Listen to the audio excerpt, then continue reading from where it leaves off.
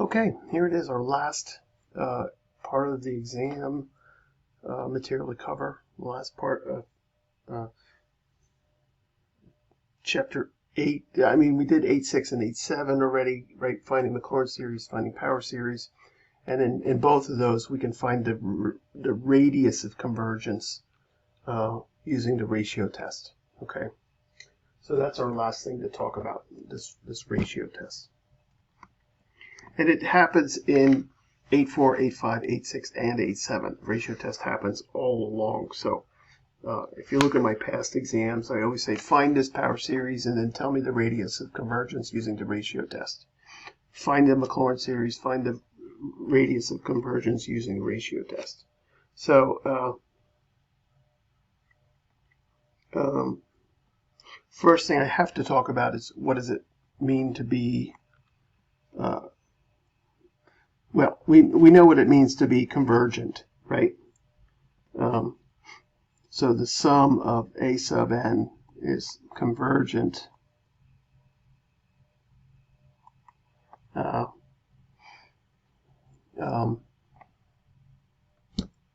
if I can find, if there's a finite sum, right?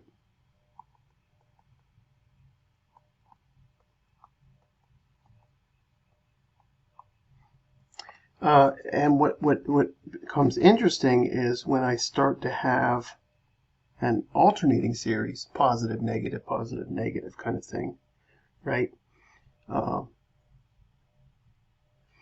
This one we say is absolute convergent. Oops, sorry, I can't spell.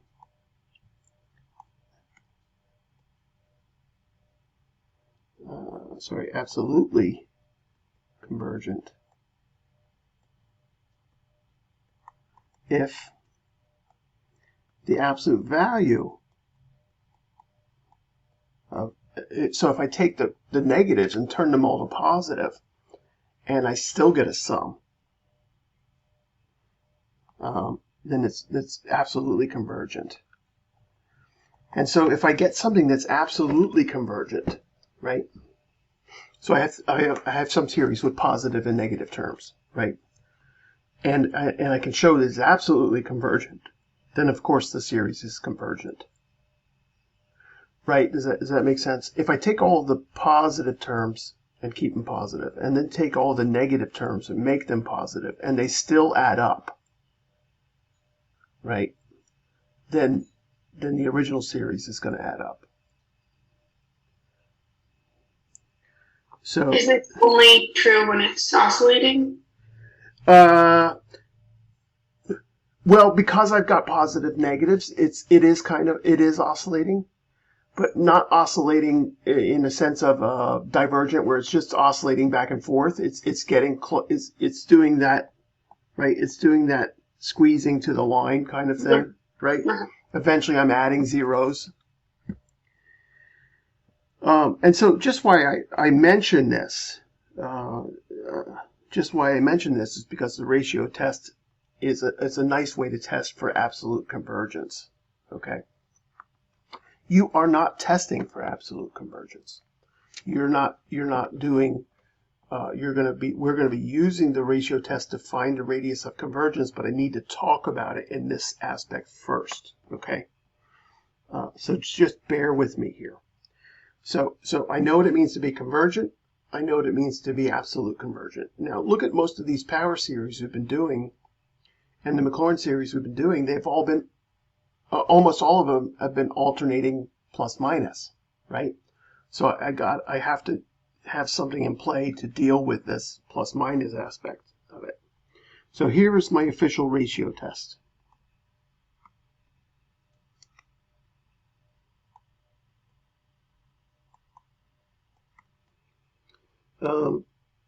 If the limit as a goes to infinity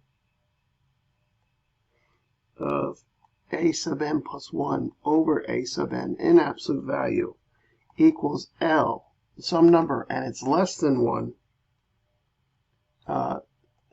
then the series is absolute convergent.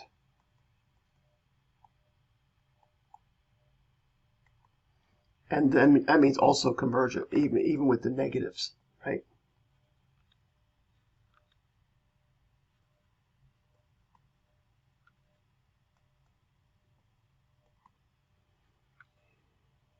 Now look at what's inside those absolute value there. Look at what's inside the absolute value. I've got the ratio of two consecutive terms, right? I've got the ratio of two consecutive terms. And that ratio, as I take the limit, will be some limit less than 1.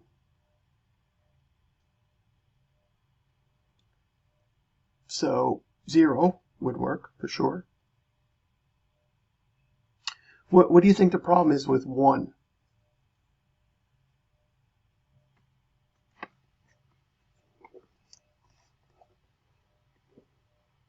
It seems kind of weird that I can't use 1 or bigger than 1 is going to diverge. But what can you imagine is the issue at 1? If L is 1, I'm saying. What could be happening with the terms of the series? They're staying the same size and they're not getting smaller. Okay, nice. Okay, so if they're staying the same size, I'm going to get a ratio of 1, right? If the next term is the same size as the first term, I'm going to get a ratio of 1. But of course, that could be an infinite. That could be adding up 1 a billion times, right? So divergent. So I like that thought. My consecutive terms could be staying the same. My terms could be going to infinity because now I have what inside that absolute value?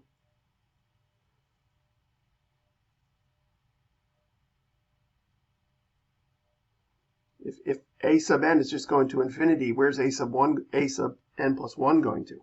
Remember, this is the next term, right? This is the first term, and n plus 1 is the second term, or the 10th term and the 11th term. So if a sub n is just going to infinity, where's a sub n plus 1 going? Infinity. Infinity. So I've got an infinity over infinity, and what happens with that sometimes? Times 1. It could be 1 by L'Hopital's, right? It could be 1 by L'Hopital's, or by L'Hopital's it could be bigger than 1, right? And so then if it's bigger than 1, we already know the issue. We're eventually adding things bigger than 1 over and over again, right? And that's going to cause divergence. So when it equals 1, it's a little bit weird. It could give me something that converges, but not always, and that's what we're going to say next. If that limit as a goes to infinity of the absolute value of the next term over the previous term is equal to 1, then the test is inconclusive.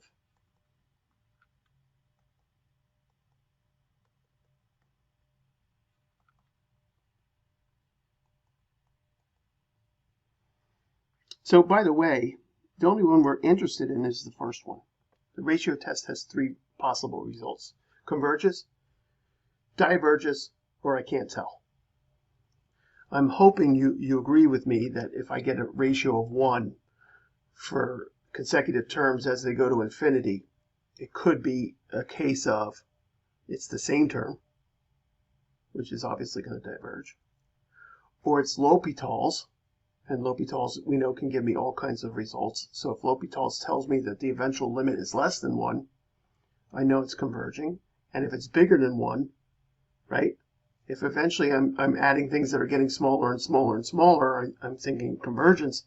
If I'm adding things that are getting bigger and bigger and bigger, then I'm thinking divergence. But in any case, all of those things could happen, and I get a limit of 1 there.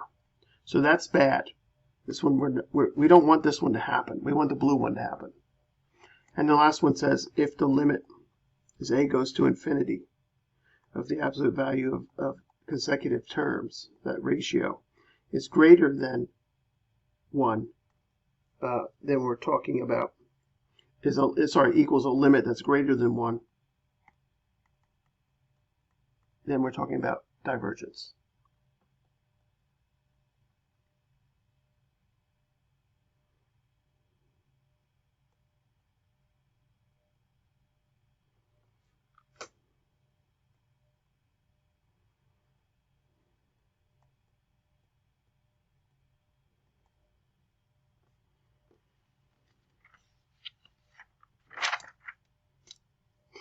So this is kind of putting into play several of the things that we've talked about already from the series, you know, from the divergence test, all of that. It's kind of putting them all into play into one particular test here, the ratio test.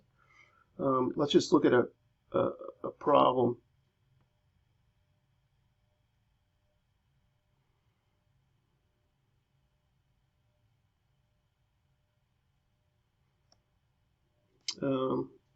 So I'm looking at a sub n is negative 1 to the n over n cubed over 3 to the n.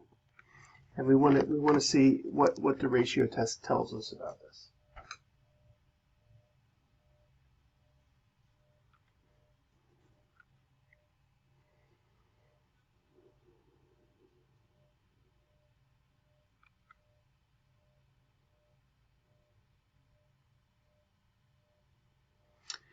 So we want to look at this limit, and I think it's sometimes easier to write out the next term first.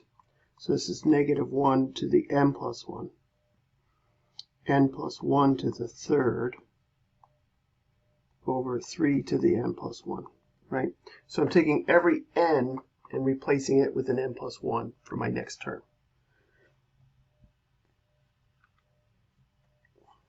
And I want to look at those limits, and I'm going to keep the absolute value on there. So I'm looking at the limit as n goes to infinity of a sub n plus 1 over a sub n. I'm hoping that makes a little bit more sense to you now. That next term over previous term. I'm looking at the limit as n goes to infinity of negative 1 to the n plus 1 times n plus 1 cubed over 3 to the n plus 1, all divided by my original term in absolute value, and I want the result to be less than 1. This is our desire. We'd like the result to be less than 1. If the result is bigger than 1, divergent. If it's equal to 1, we can't tell. So we're trying to find things that converge. Otherwise, we're not going to be even working on them, right? I'm not going to say, here's an integral that diverges, find me the area under the curve. I'm not going to do that, right? So, but the key is that I want to keep this absolute value on there, even though the absolute value is going to kill these pieces every time. I want to keep the absolute value on there. Who can tell me why?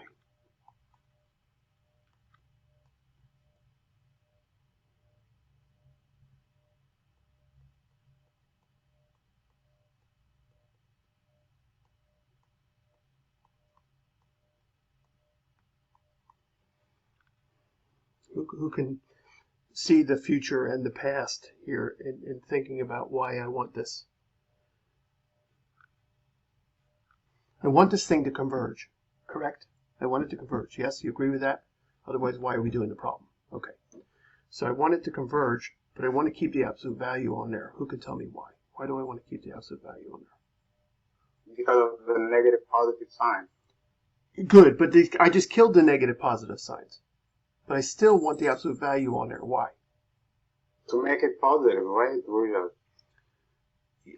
Yes, but it is positive now. I killed, right? You should see the line above. The absolute value crossed out. Maybe the numerator's negative on the first term, maybe the denominator's negative on the second term, but I just crossed them out anyway because I'm taking the absolute value. But I'm still saying I want to keep the absolute value symbol on there. Well, let's keep going and see what happens, right? So I kind of want to go, the limit as n goes to infinity, and we're going to do these kind of tricks all the time, is I'm going to have an n plus 1 cubed, a 3 to the n upstairs, a 3 to the n times 3 downstairs, and then an n cubed downstairs. And I want that result to be less than 1. I want that limit to be less than 1. Everyone okay with how I split those pieces apart?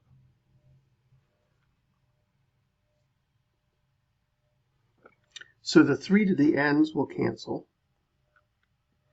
And what happens to this? So I'm definitely getting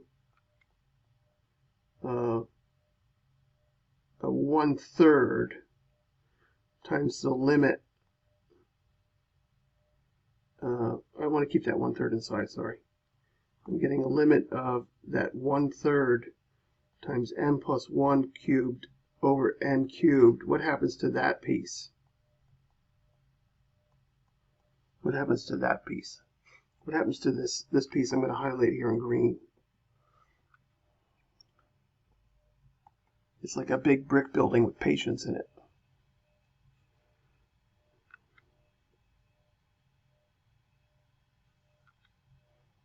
So 1. It's 1 from L'Hopital's rule, right? As I let those pieces go to infinity, I've got infinity over infinity. I take derivatives. Eventually, I'm going to get, right, 1 over 1. Yes? So I end up with the absolute value of 1/3 is less than 1. Is this true?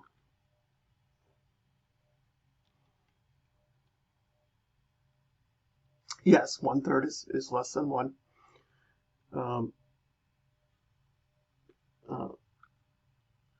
But it's kind of hinting at something.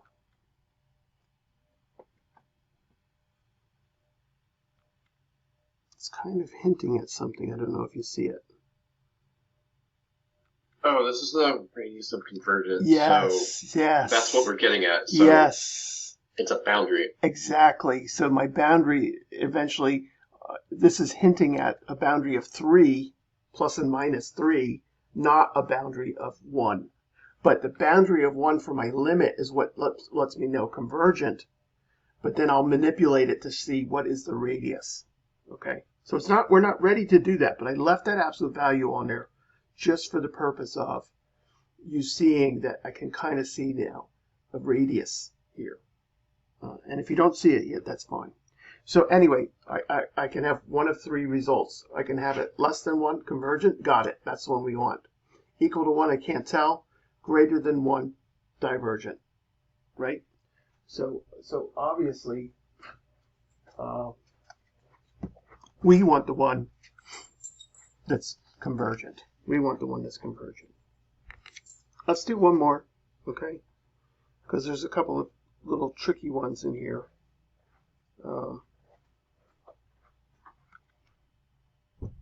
Now, you're not going to do this out of context of our series. Meaning, I'm not going to just give you a random problem and say, by the ratio test, does this converge? I'm going to say to you, find my series, find the x values that make it converge using a ratio test. Okay? So the ratio test that in our aspect is coming up, but right now we're just trying to manipulate with the ratio test right now. So here's another problem. I want to see, does the series n to the n over n factorial converge?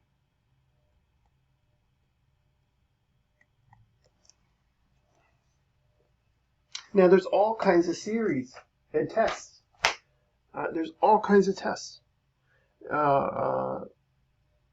This particular one, it's hard to see that I would need the ratio test, but I'm gonna just feed that to you. I'm gonna say, show me this one diverges using a ratio test. Now that's not gonna happen because I'm only interested in ones that converge, right? So, but I'm just saying that's how I would ask this one. So what do we have to do? We have to look at this limit. Let's try and use the ratio test. Why? Well, because it's the section we're in. Because it's too hard to have these 15 some tests and go through the list. Paul's Notes does have a nice way to try this first, try this second, right? But let's do this one with the ratio test. Let's look at the limit as n goes to infinity of n plus 1 to the n plus 1 over n plus 1 factorial divided by the original n to the n over n factorial in absolute value.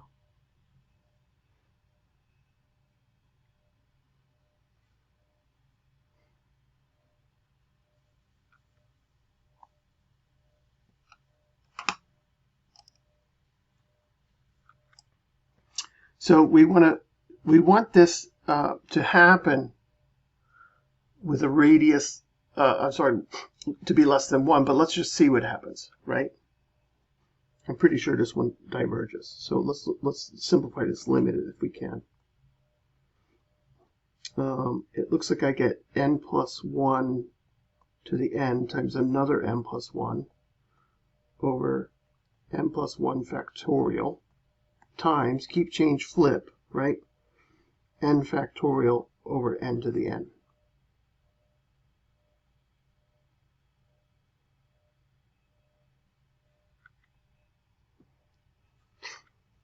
Now I don't have anything that cancels yet, but I have to work a little bit on that factorial, that n plus 1 factorial, right? Remember 5 factorial is 5 times 4 times 3 times 2 times 1, or better yet, 5 times 4 factorial. So I could peel off that first term from that factorial, right? Look at the limit as n goes to infinity of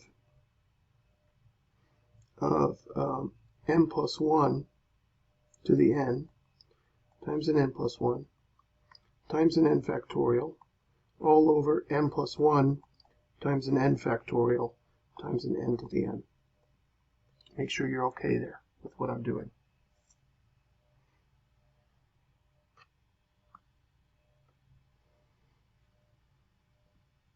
Make sure everybody's okay there. It's a little bit tricky, a little bit funky. Something maybe you hadn't seen before. Professor? Yes. How did you get the what's in purple to what's in black? Keep change flip. So I kept the numerator, right, and flipped the denominator. Okay. And then I'm just using that power of exponents, right? A to the n plus times a to the 1, right? I add the exponents a to the n plus 1. So I'm just doing that in reverse, right? So I got the n to the n, and then another n plus 1 to the 1.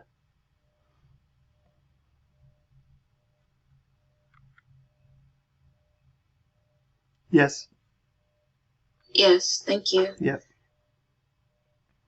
Now I'm splitting up this factorial, right? I'm splitting up this factorial into n plus 1 times an n factorial. And now I can cancel some things, right? So my n factorials cancel. Oops, sorry, not there. Down here, my n factorials cancel. The n plus 1s cancel. And I'm going to rewrite.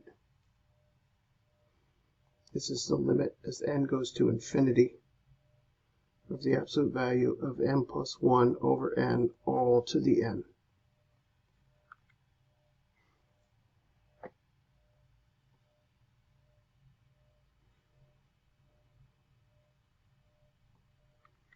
Now this one we have to be careful of. This one is our little trick from L'Hopital's, where I want to write it as e to the l, right?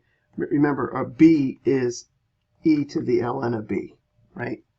So I'm going to take this whole thing as e to the ln of what's in my absolute value here, right? So I've got the limit as n goes to infinity of the absolute value of e to the ln of n plus 1 over n raised to the n. Right, David, remember this trick again, right? This is one that, right, so it could show up.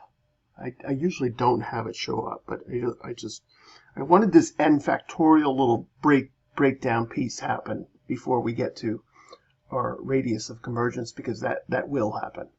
Where I have to take an n plus 1 factorial and turn it into an n plus 1 times an n factorial, right? Is everybody with me here?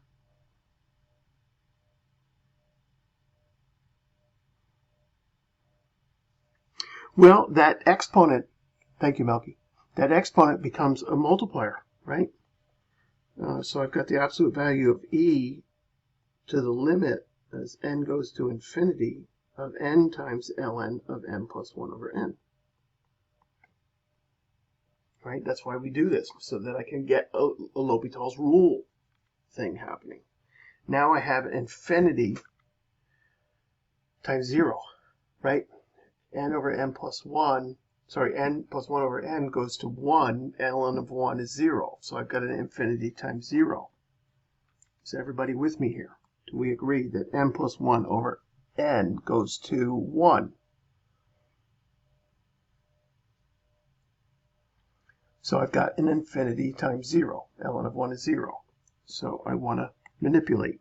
This is now e to the limit as n goes to infinity of ln of n plus 1 over n, all divided by 1 over n. And so now I finally have a 0 over 0, and I can do L'Hopital's rule.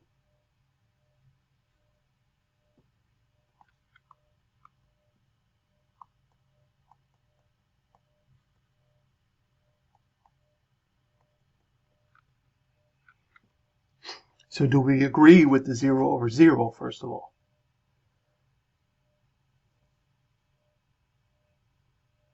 Can you explain that part again? Yes. So so let's look at these two pieces, right? N obviously is going to infinity, right? Mm-hmm. Yep. And the ln of n over n is going to 1. N plus 1 over n is going to 1. I'm sorry. N plus 1 over n, right, is going to 1. Let me see, what can I draw this? Yeah, it's almost 1 instantly, right? It's 1 plus 1 over n. Okay, so 1 plus 1 over n.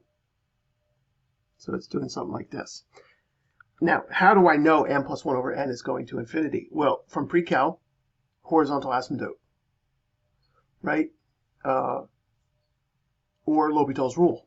N plus 1 over n is infinity over infinity. So take your derivatives, I get 1 over 1, which is 1.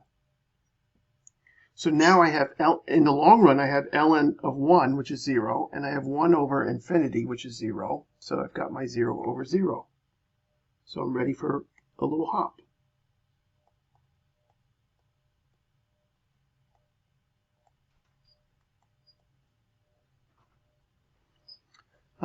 So I need the derivative of the inside over the inside. Oh, that's a prime, not a square, sorry. All divided by the derivative of that downstairs.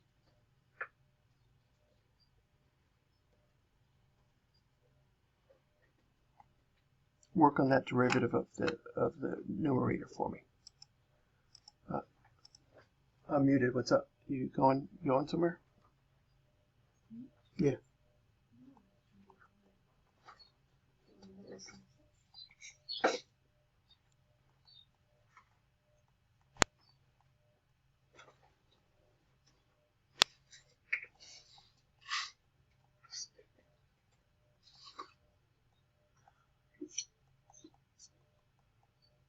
Minus 1 over n squared? Yeah.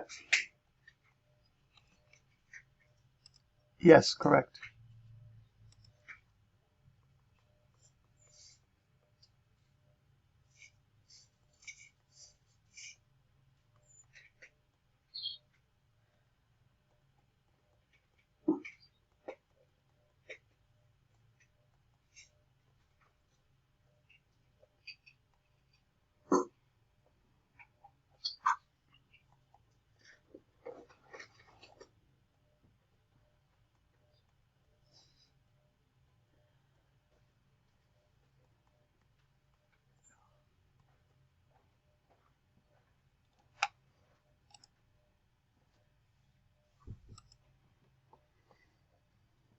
How are we doing?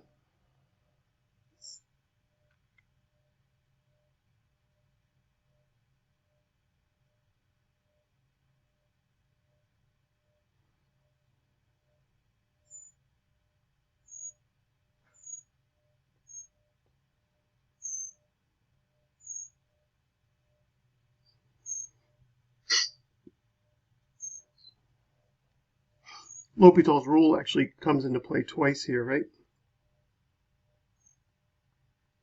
Which is kind of nice.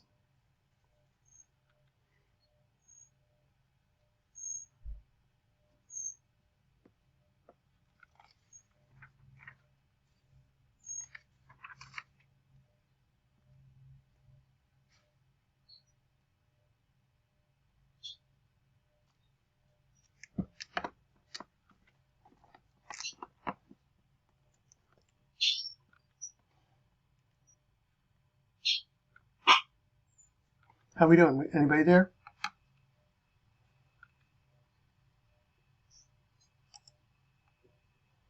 Anybody else? Besides Charlie's there, Eleanor's there. Anyone else? Again, Adam is not here today, and Leah is not here today.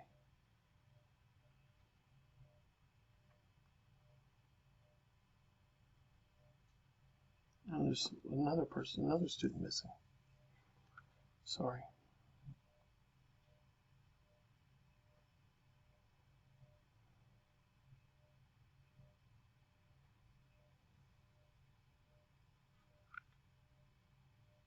David's there. Anyone else?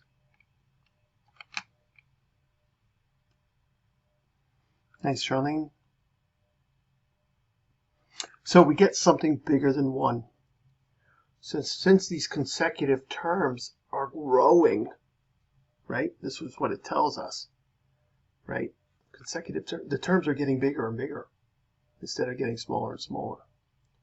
So we're looking at something that is divergent. If I did another one and got the end limit is 1, it tells me nothing. So I'm not going to do one like that. There's no homework in WebAssign on this. Okay. No homework in WebAssign on 8.4. No homework in WebAssign in 8.5. Don't bother doing the ones in the book. Just do our end result here that I'm about to get to of finding the radius of convergence. Okay. But I just wanted to do a couple of these problems so you could see, some of the manipulation you might have to do to get this limit. Okay, we're ready. This is 8.5 power series ratio test radius of convergence. Go ahead. I have a question. Go ahead. So as soon as we raised everything to e2, well, anything, the smallest that it could be is, okay, no, that's not right. Because it could have been negative. If it was negative, Exactly. all right, no, Yep. It doesn't even matter. I was trying to see if maybe I had to stop working once I raised it up. Yeah, it's one Like of I these do. unfortunate things about this indeterminate form is that sometimes it turns into one thing and it doesn't always turn into the same thing. This is why we call it indeterminate, almost like we had, what did we call infinite slope before? Undefined. Undefined actually means there's 2 answers and you don't know which one it is, right? So this indeterminate is similar, and there could be an infinite number of answers and you don't know what's coming. So it sucks a little bit, I know.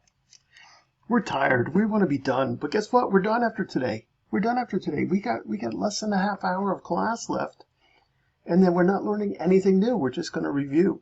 So, and then you're all going to do really well on the final exam, and then you're all going to pass and never ever have to take this class again. Right? I see some smiles.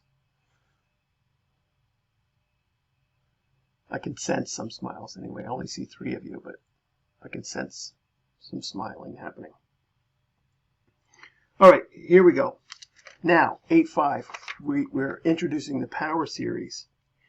And we're always doing the power series from n equals 0 to infinity of c sub n x to the n.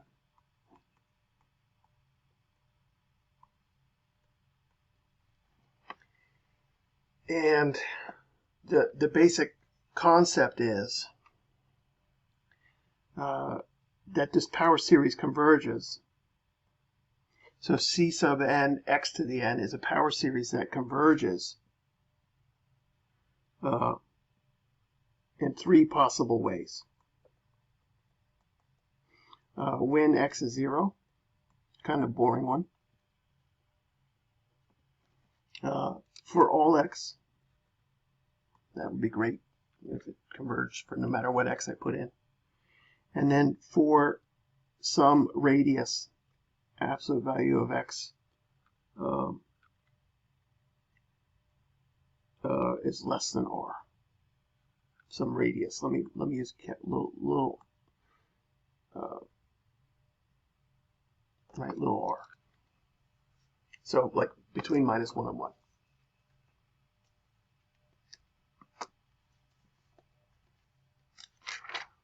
Our power series converges in that case. And of course, we're going to be able to find the radius of convergence. What is the radius in the first case?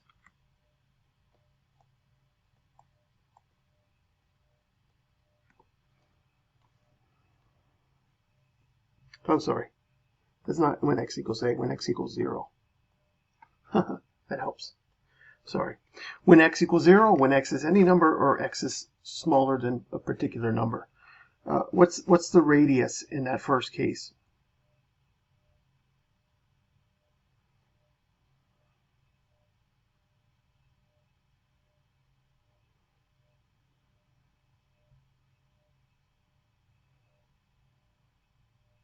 If it only works for x equals 0, how far on the x-axis can I go to grab 0? 0. 0. What about my radius in the second case? If it works for any x, what kind of radius am I talking about?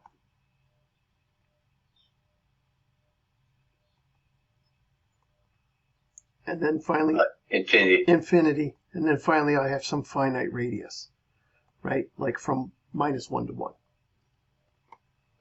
So these are what we're looking for inside our ratio test when we're doing the radius of convergence. We're going to get a limit of 0. We're going to get a limit of infinite, right? We're going to get, we're going to get a limit that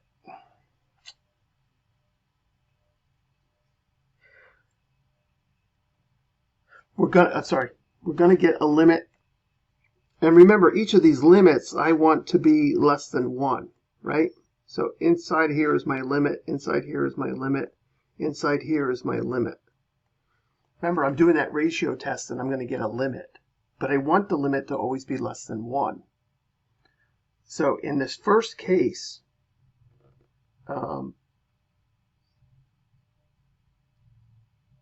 what's going to happen here, right? In the first case, my limit's going to fail. If the limit fails, right, then the only x that's going to work is 0. If the limit fails, the only x that's going to work is going to be 0. That would make more sense when I do it. What's the case here is I'm going to get something true. So I'm going to get something false here. I'm going to get something true here. And then I'm going to get something obvious here. If I take this limit and less than 1 is never true, the only time I'm going to get convergence is when x is 0. If I take this limit and it's always less than 1, then I can put any x in.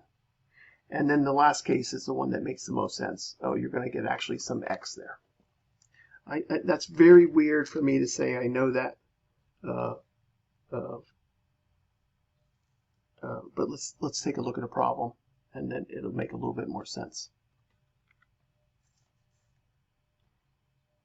So far, I have a ratio test down on my formula sheet, right? I have really just that one section. Remember, I boxed it in blue. I'm interested only in the convergent one.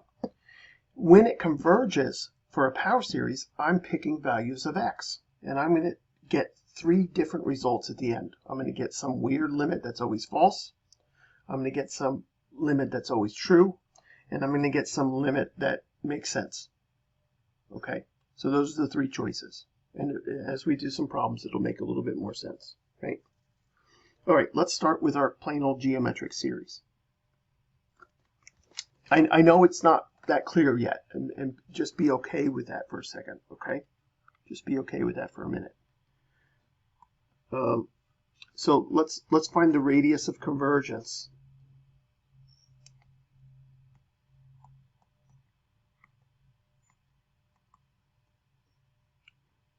Radius of convergence for the series x to the n.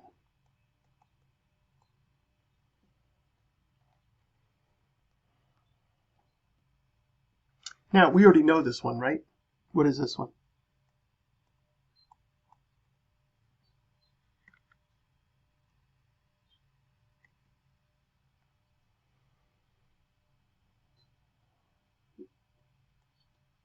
The radius of convergence is 1. Right? In fact, it fails at minus 1 and 1. It has to be, right? It has to be in the interior of that radius of 1. But let's go to the ratio test that we want. So I want to look at the limit as n goes to infinity of x to the n plus 1 over x to the n. And I want that result to be less than 1. So my first thing is the ratio test could give me a limit less than 1, bigger than 1, or equal to 1. The only one I'm interested in is less than 1.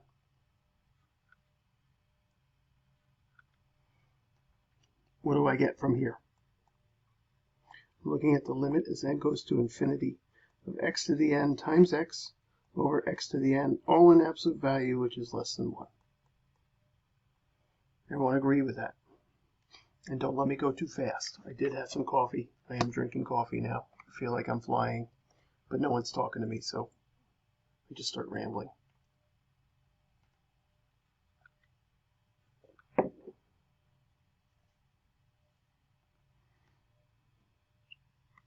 Is anybody with me? David, Charlie, thank you.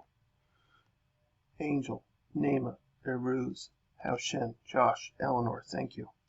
Sarana, thank you. Charlene, thank you. Ash, thank you. Nyan, hey. Juan, Adrian, you there today? Adrian. All right, x to the n's go away here. And look at my limit. My limit as n goes to infinity of the absolute value of x is less than 1.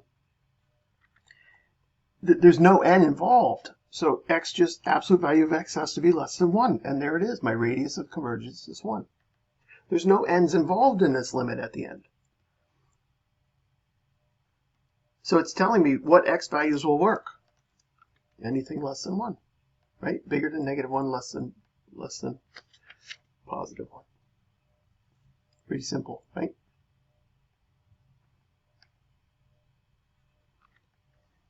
Okay, let's do another one.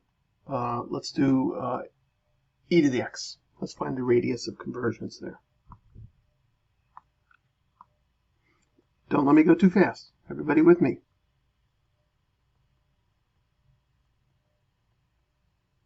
I'm not saying it has to definitely make sense yet, but as you think about it, it should.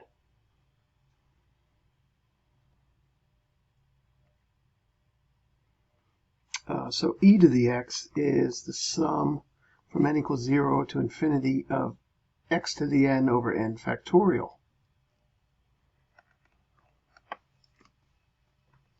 And we want to look at the ratio test here being convergent, so less than 1, and look at the limit and see what kind of results we get from the limit. Right now, the first one we did, we got a limit, we got a radius of 1, right? Because once we did the limit, there were no n's left, so we just said absolute value of x is less than 1. So we're looking at the limit as n goes to infinity of absolute value of x to the n plus 1 over n plus 1 factorial divided by the original x to the n over n factorial. Is everybody with me there? Don't let me go too fast.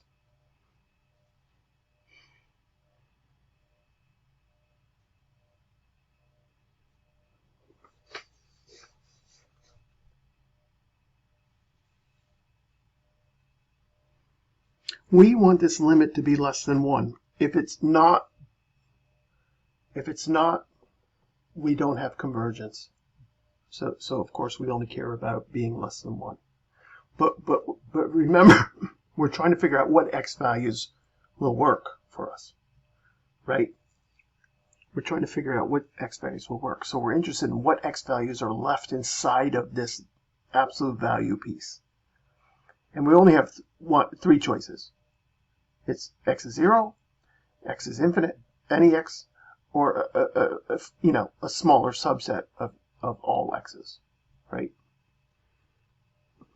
All right, so we manipulate, right? We're looking at the limit as n goes to infinity of the absolute value of x to the n times x over n plus 1 times n factorial times keep change flip, so n factorial over x to the n. I did that quick.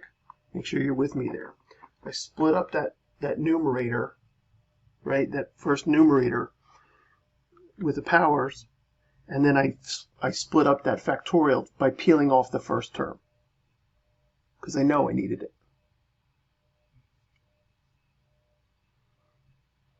With me? Yes? Anyone? Anybody need a minute? 30 seconds.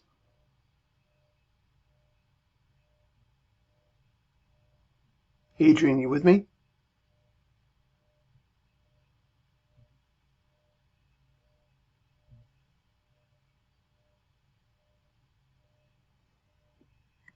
Some things cancel here. My x to the n's cancel. The n factorials cancel. And I rewrite my limit with the limit as n goes to infinity of the absolute value of x over n plus 1, hoping that my limit will be less than 1. If it's not less than 1, it's useless to me. I want these things to converge. Well, pick an x for me. How about 1 billion? Will eventually n plus 1 be over 1 billion? Yeah. Pick a higher x. 50 trillion, right? Will eventually n plus 1 be over 50 trillion? Yes. So the numerator here, once I pick an x, it's going to stay fixed, but the denominator is going to keep growing. So what happens to my limit?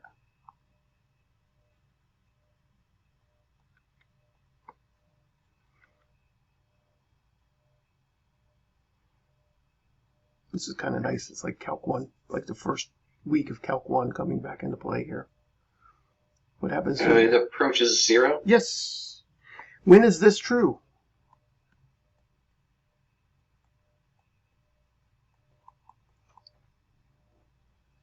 It's always true. 0, absolute value of 0 is less than 1. It's always true. So that may, and now I'm asking you which x values will work into this phrase. Which x values are going to work here? All of them, because there's no x to plug into. So this is an infinite radius.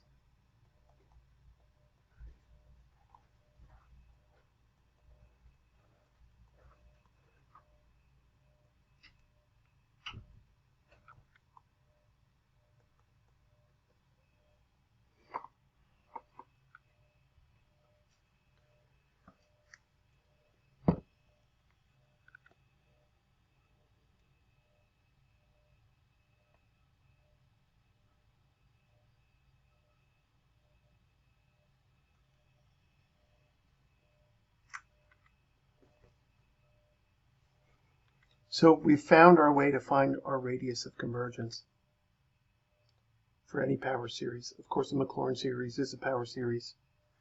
And so on the test, I'll say to you, come up with a series, find me the radius of convergence using a ratio test.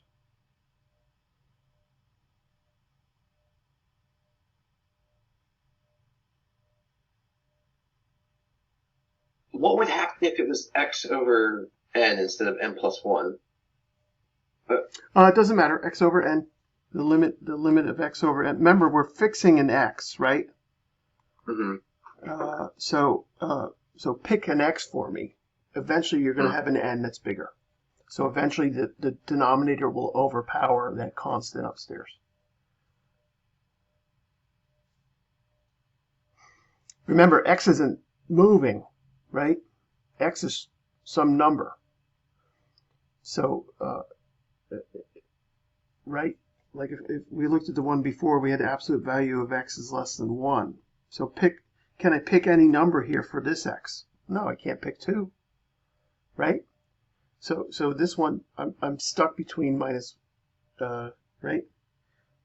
So I guess you could really kind of see this one as 0 times x is less than 1, right? So now which x works there to make it true? Any x. So the infinite radius.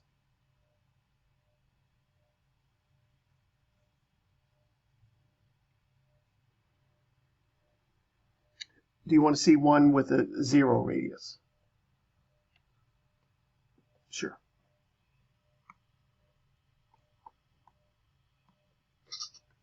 So it might also be interesting to see, like, if n was a number, if we didn't start out with x to the n, like if it was something more complex, like x to the 2n plus 1, or sure, we can do one with the sign. We can do one with the sign. I'm not sure how the. Absolutely. So let's do one where the radius is 0. Show r equals 0 using the ratio test. And it's boring, of course. But my series is n factorial times x to the n, from n equals 0 to infinity. Now think about this thing, right? Think about this thing, term by term. What do I get? I get 0 factorial x to the 0, plus 1 factorial x to the 1, plus 2 factorial x to the 2, right? If you think about this factorial in front,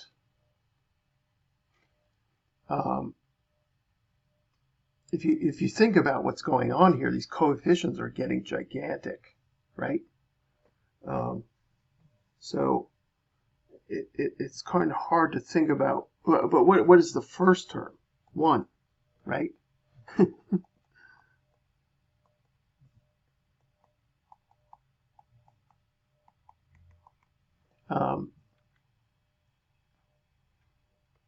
So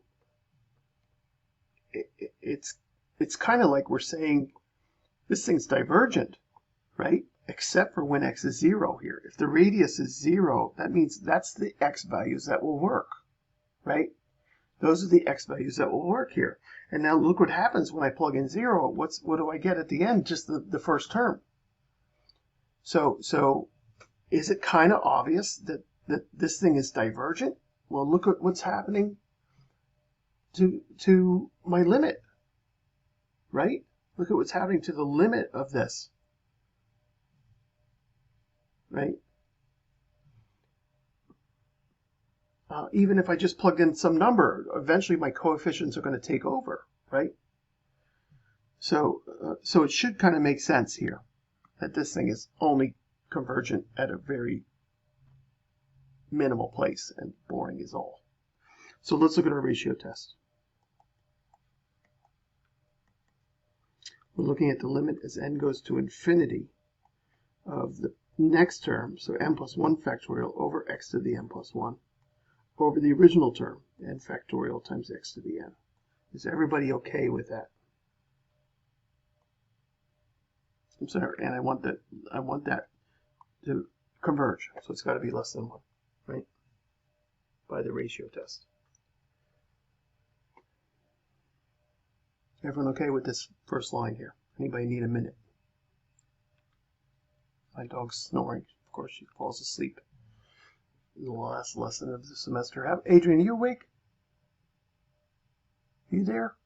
You can chat to me.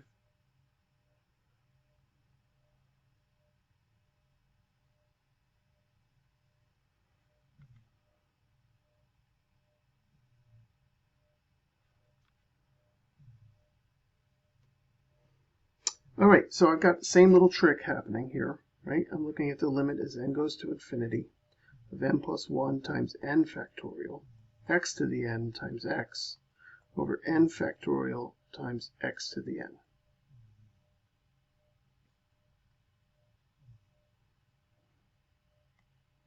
and a bunch of things will go away.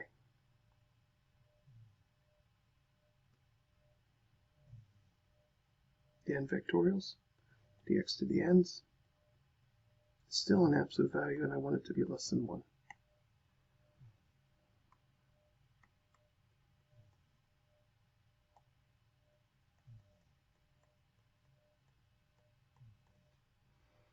Well, this is ridiculous, right?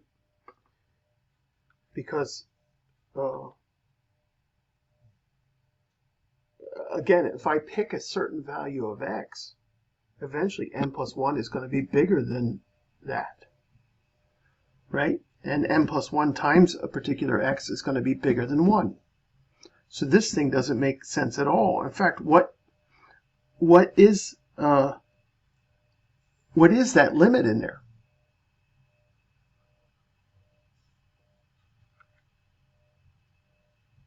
It goes infinity? Infinite. So I want to pick an x value to make this to be true before I take my limit, right? And there's only one that works. Right? So this is false when x does not equal 0. No matter what x I pick, this is false for eventually, right? So when I do the limit, the limit's false. But if I pick x as 0, then 0 times the n plus 1 is 0, right? But then I've fixed my value of x at x equals 0. Kind of boring. This one's definitely kind of boring. If you look at that table that I said today, right? Caleb, I forget, you asked about it. Which one should we have on our formula sheet? And I said all of them but the last one, right? If you look at that table, it's got the radius of convergence for each one. But let's do one. David had asked for one maybe with a x to the different power, right? So let's do the sine. Let's show that the sine is convergent for all x's. Show sine of x is convergent for all x. So an infinite radius. So who's got the sine x series memorized already? -1 the power of n x into 2n plus 1 over 2n plus 1 factorial. Beautiful.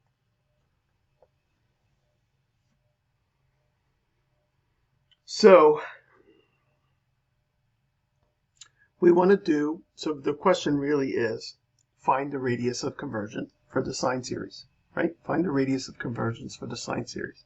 Now, if you remember me graphing the sine curve and then graphing out each term of the series, and it kind of wrapped on it. And I think after like 4 terms, I had it wrapped after 2. And then if you keep going, it just keeps wrapping on the sine curve. It just keeps attaching itself to the sine curve, right? Which is hinting at that this radius is getting larger and larger and larger, and in fact is infinite. So let's look at this limit. The limit as n goes to infinity of -1 to the n plus 1. This is tough here, okay? And so what I'll say to you is probably you should use empty parens first.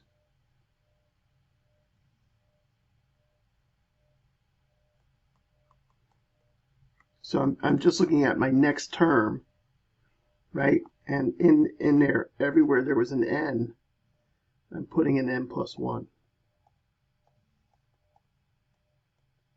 So that's my next term. I think that might be confusing for some of you. But then divide by the original term. Where does the 2 come from? I'm sorry. Oh, it's an x. Shh. I'm thinking of that stupid. Oh, sorry. That's a 2. Nope.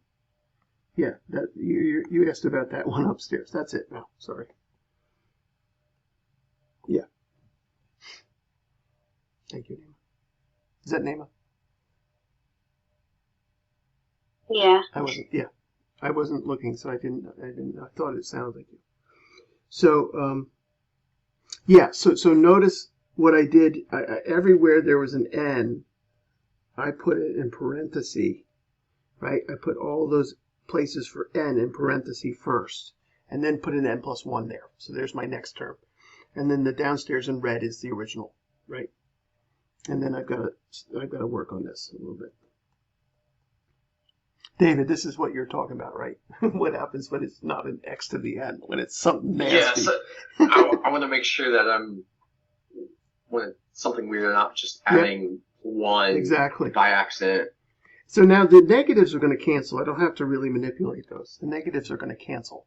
But I'm keeping it inside the absolute value for this idea of the radius, right? If I get an infinite radius, it means infinite to the right and infinite to the left. If I get a radius of 1, it means 1 to the right and 1 to the left. If I get a radius of 0, who cares? It's boring. So I got to manipulate this a little bit. I've got x to the 2n plus 3 over 2n plus 3 divided by x to the 2n plus 1 divided by 2n plus 1. I did all that in my head, so I know you can handle that. But let me give you a minute to get there.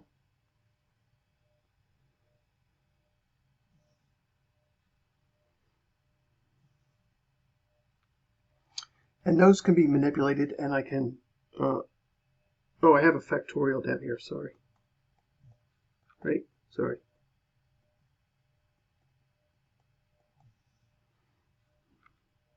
Is it 2n plus 2 or is it 2n plus 3? Well, I get a 2n plus 2 plus 1. Remember, I had to change my n to n plus 1, but I still have a 2 outside of that. Right? So that became 2 times n plus 1 plus 1. And that's 2n plus 2 plus 1 is 2n plus 3. Yes, agreed? Yes, thank you. Yep.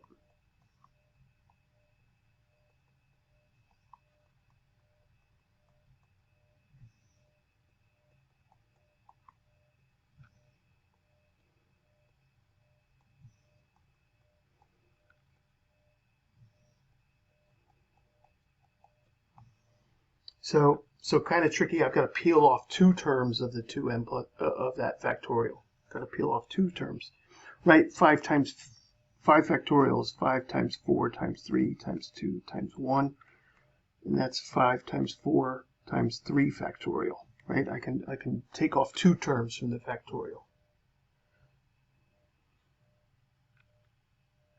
and a lot of these go away. My x to the 2n's go away. My 2n plus 1 factorials go away, and it looks like I get the limit of x squared over 2n plus 3 times 2n plus 2. That limit, as n goes to infinity, it should be less than 1. And of course that is any x, right? Because the downstairs goes to infinite. Right? This limit is 0, right?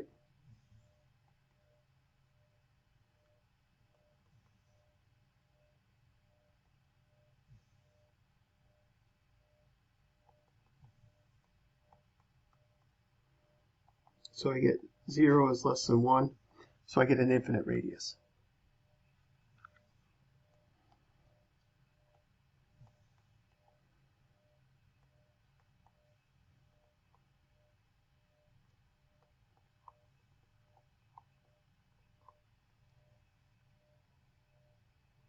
So that means that series for sine of x works at any point. It would work for x is 0. It would work for x is 10. It would work for x is pi. It would work for x is, minus 36 pi. Any value of x I want, that particular series will work. When you say it works, you mean it's convergent? Exactly. So sine of x for any x I want will equal x to n to 0 to infinity of that negative 1 to the n, x to the 2n plus 1 over 2n plus 1 all factorial. Any x I put in there, convergent. Any x.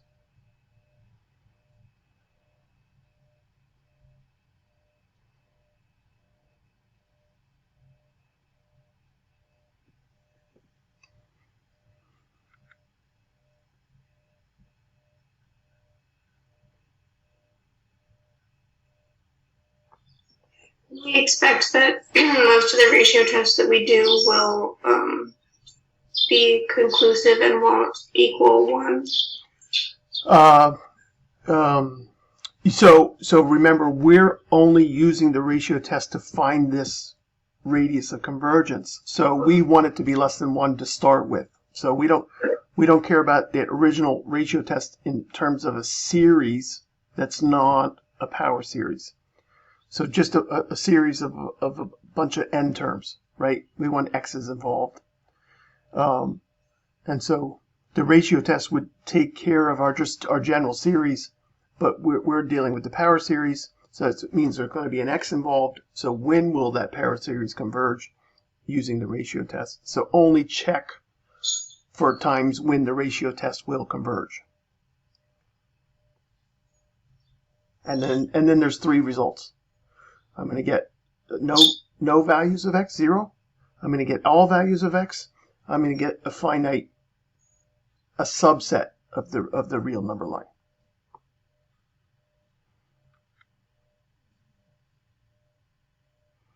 Well, we are done.